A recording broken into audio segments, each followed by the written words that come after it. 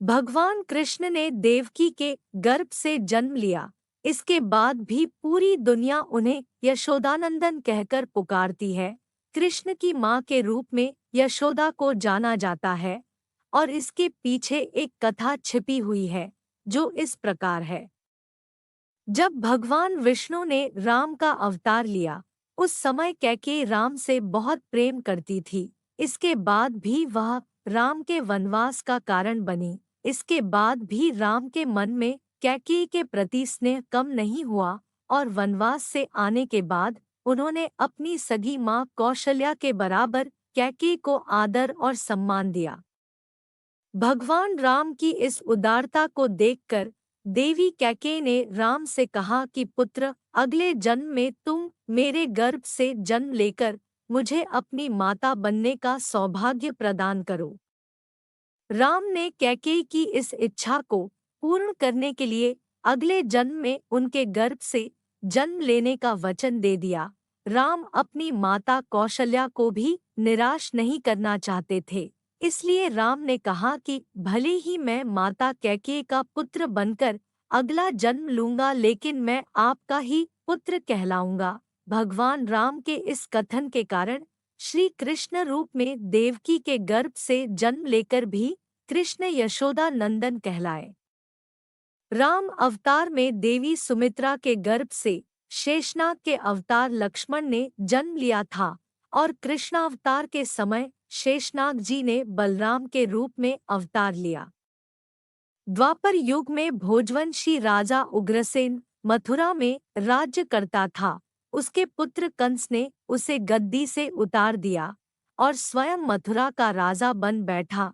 कंस की एक बहन देवकी थी, जिसका विवाह वसुदेव नामक यदुवंशी सरदार से हुआ था। एक समय कंस अपनी बहन देवकी को उसकी ससुराल पहुंचाने जा रहा था। रास्ते में आकाशवाणी हुई, हे कंस, जिस देवकी को तू बड़े प्रेम से ले जा रहा है, उसी में तेरा काल बसता है। इसी के गर्भ से उत्पन्न 8वां बालक तेरा वध करेगा। यह सुनकर कंस वसुदेव को मारने के लिए उद्यत हुआ। तब देवकी ने उससे विनयपूर्वक कहा, मेरे गर्भ से जो संतान होगी उसे मैं तुम्हारे सामने ला दूंगी। बहनोई को मारने से क्या लाभ है। कंस ने देवकी की बात मान ली और मथुरा वापस चला आया। उसने वसुदेव और देवकी को कारागृह में डाल दिया।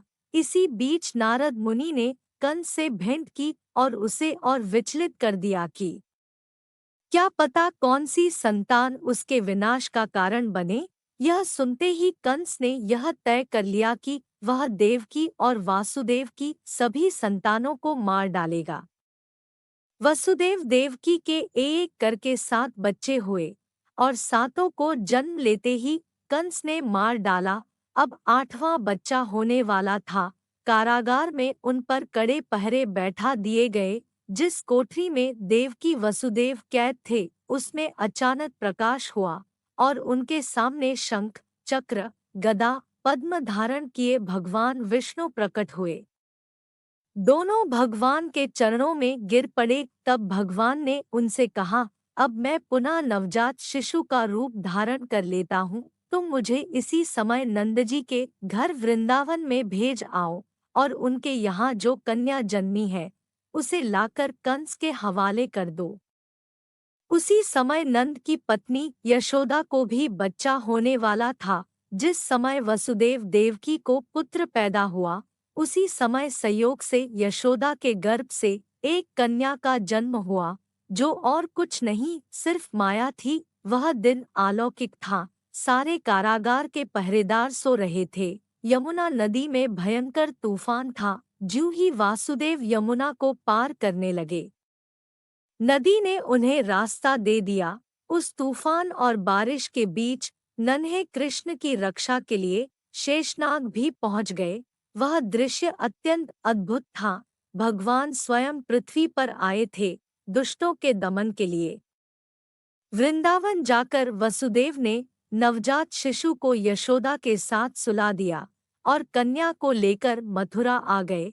कारागृह के फाटक पूर्ववत बंद हो गए। अब कंस को सूचना मिली कि वसुदेव देवकी को बच्चा पैदा हुआ है। कंस ने बंदीगृह में जाकर देवकी के हाथ से नवजात कन्या को छीनकर पृथ्वी पर पटक देना चाहा, परंतु वह कन्या आकाश में उड़ गई और वहां से कहा, अरे मूर्ख, मुझे मारने से क्या होगा? तुझे मारने वाला तो वृंदावन में जा पहुंचा है।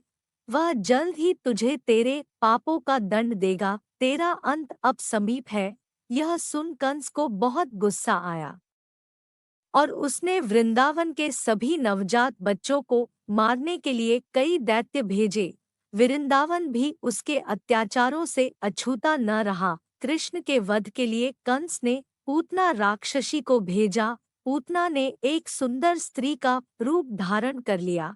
वह कृष्ण को गोद में लेकर घर से थोड़ी दूर निकल आई। जैसे ही उसने नन्हे कृष्ण को स्तनपान कराया, वह दर्द से करहाने लगी और बचाओ बचाओ चीखने लगी। जब तक गांव वाले वहां पहुंचे, पूतना का वध हो चुका था।